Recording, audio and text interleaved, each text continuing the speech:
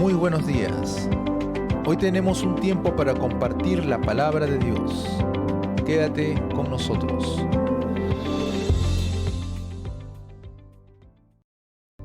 Que Dios te bendiga, mi estimado hermano y hermana en Cristo. Te saludo en el nombre del Señor. Y es un tiempo especial para poder acercarnos a Dios. Sabes, es importante hacerlo de mañana o de noche o en el momento que Dios dispone ese tiempo para poder acercarte a Él. Vamos a orar para pedir que la presencia del Espíritu Santo pueda guiarnos de principio a fin, de tal manera que el nombre de Jesús sea glorificado en nuestros corazones y que su palabra haga efecto, comience a limpiar, comience a tratar con nosotros, a moldearnos y a llevarnos a cumplir el propósito que Dios tiene para cada uno, que ya ese propósito está desde antes de la fundación del mundo, pero que tiene que cumplirse día a día en estos tiempos que nos tocan vivir. Vamos a orar. Amado Padre Celestial, nos acercamos a través del precioso nombre de Jesucristo, quien es nuestro único y gran mediador, para pedirte la presencia de tu Espíritu Santo, quien es nuestro Maestro, quien es nuestra guía, quien es nuestro consuelo, quien es nuestro ayudador. Padre Santo, pedimos que tu Espíritu Santo nos traiga revelación, la palabra escrita que fue inspirada hace mucho tiempo, bendito Dios, y que esta palabra sea fresca, palabra de vida, palabra de sanidad, palabra de impartición, palabra de renovación de la mente, a fin de tener la mente de Cristo, eterno Dios. Gracias en el nombre de Jesús. Háblanos en este día, Señor. Te lo pedimos en el nombre de Jesús. Amén. Amén. Muy bien, vamos a leer Nehemías capítulo 1. Voy a hacerlo en la traducción lenguaje actual. Voy a leer todo ese capítulo. Y dice la palabra del Señor en el nombre del Padre, del Hijo y del Espíritu Santo. Yo soy Nehemías, hijo de Acalías, y esta es mi historia. En el mes de Kislev, cuando Artajerjes llevaba 20 años de reinar, yo estaba en el palacio del rey en Susa. En ese momento llegó allí mi hermano Ananí, con unos hombres que venían de Judá. Cuando les pregunté cómo estaba la ciudad de Jerusalén y cómo estaban los judíos que no fueron llevados prisioneros a Babilonia, ellos me respondieron: los que se quedaron en Jerusalén tienen graves problemas y sienten una terrible vergüenza ante los demás pueblos. Los muros de protección de la ciudad están en ruinas y sus portones fueron destruidos por el fuego. Cuando oí esto me senté a llorar y durante varios días estuve muy triste y no comí nada. Entonces le dije a Dios en oración: Dios grande y poderoso, ante ti todo el mundo tiembla de miedo. Tú cumples tus promesas a los que te aman y te obedecen.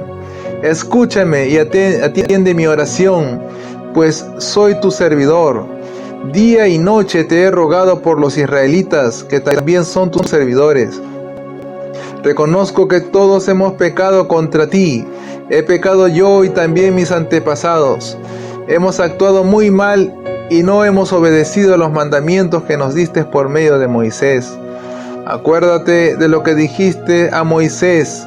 Le advertiste que si no te obedecíamos en todo, tú nos enviarías a países muy lejanos, pero también dijiste que si nos arrepentíamos y obedecíamos tus mandamientos, nos volverías a reunir. También dijiste que tú nos traerías de vuelta al sitio que has elegido para que te adoremos, aun cuando estuviéramos en los lugares más remotos. Nosotros somos tus servidores, pertenecemos al pueblo que tú sacaste de Egipto con gran poder. Dios, escucha mi oración y las oraciones de tus servidores que desean adorarte. Haz que el rey me reciba bien y que yo tenga éxito. Muy bien, hasta ahí nos vamos a leer hasta el versículo 10, hasta esa parte. Muy bien, y la palabra de Dios nos habla acerca de un libro muy especial, un libro histórico, el libro de Nehemías, que narra la historia en la cual se reconstruyeron las murallas de la ciudad de Jerusalén.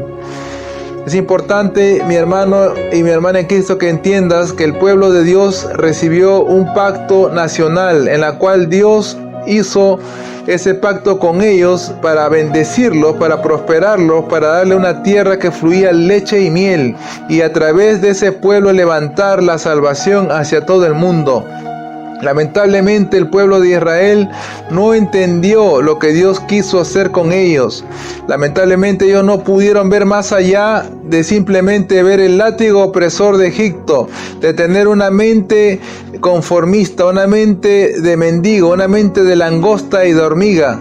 Y esto fue lo que pagó factura finalmente, al ser esto un impedimento para que ellos puedan gozar de las bendiciones que Dios tenía preparadas para ellos. Si bien es cierto que la primera generación de israelitas murieron en el desierto, pero la siguiente generación entró con la ayuda de Josué, pero aún no permanecieron en el camino del Señor, puesto que murió Josué y entraron a gobernar jueces durante mucho tiempo. Fue un periodo muy largo de tiempo, fueron cientos de años en las cuales Dios levantaba jueces que libraba al pueblo de Israel de la opresión de sus enemigos.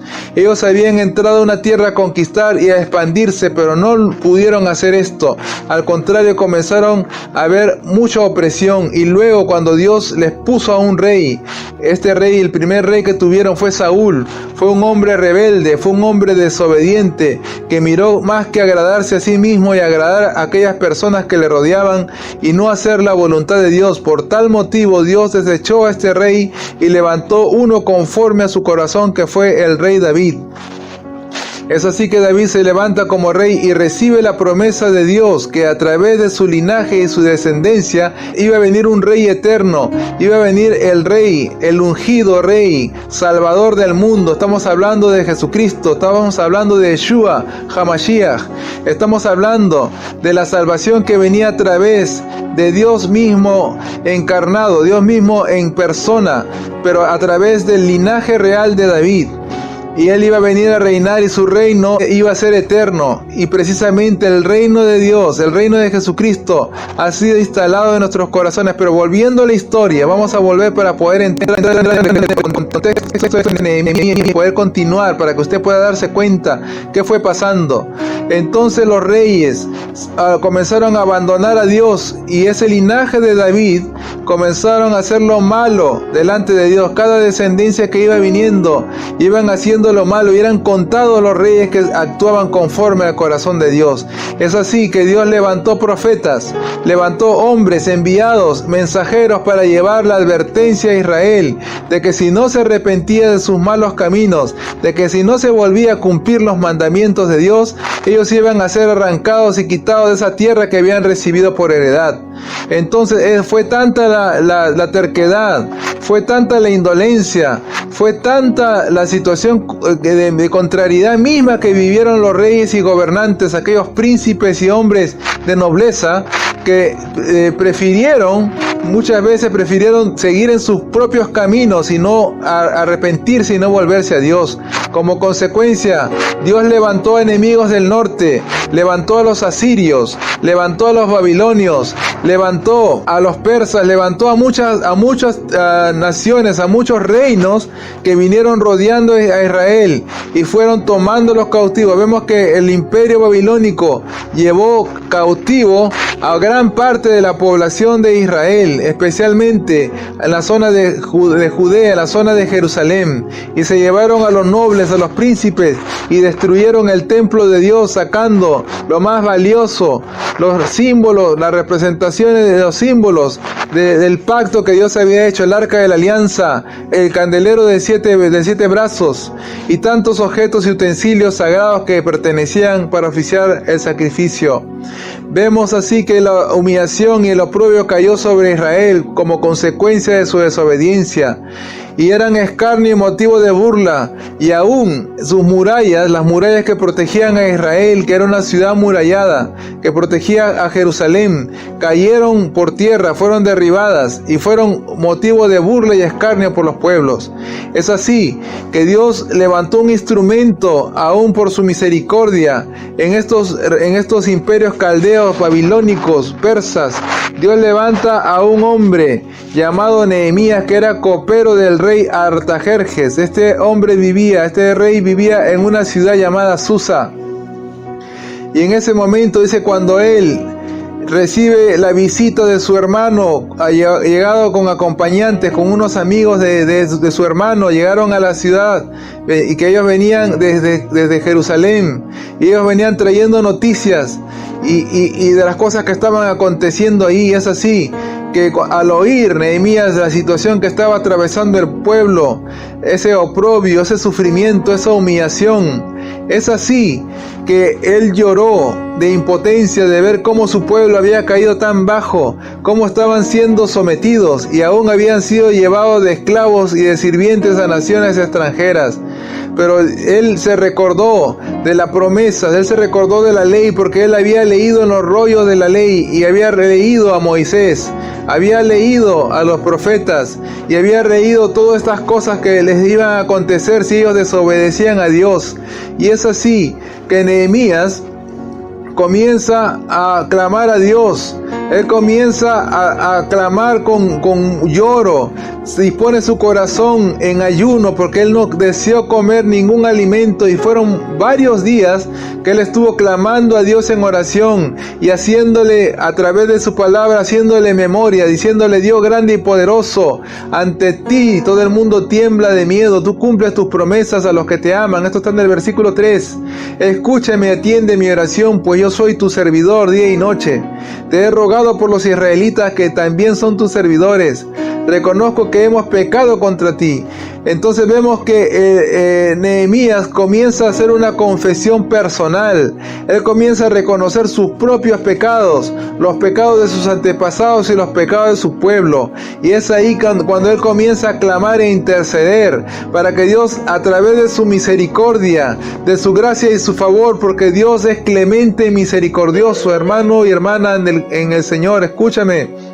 Si bien es cierto que Dios castiga la maldad y visita la maldad de los padres hacia los hijos hasta la tercera y cuarta generación, pero Dios practica y hace misericordia, hace bondad y beneficio a millares, a cantidades incalculables sobre aquellos que se arrepienten, sobre aquellos que le aman y le sirven con diligencia.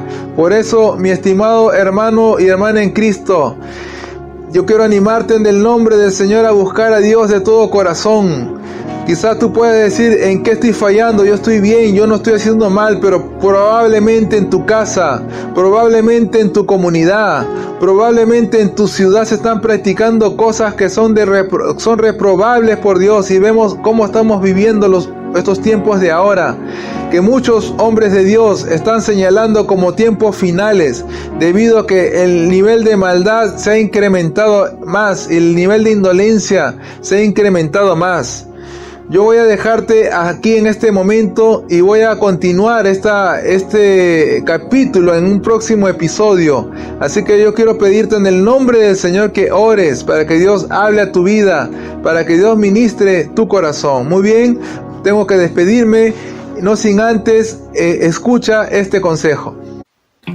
Recuerda la importancia de ser discipulado. Estudia y recibe los fundamentos claves para crecer en la fe. Es el consejo del pastor Harold Villegas y la Iglesia Cristiana Rey de Gloria. Muy bien, entonces nos estamos despidiendo y escuchando en el siguiente mensaje devocional.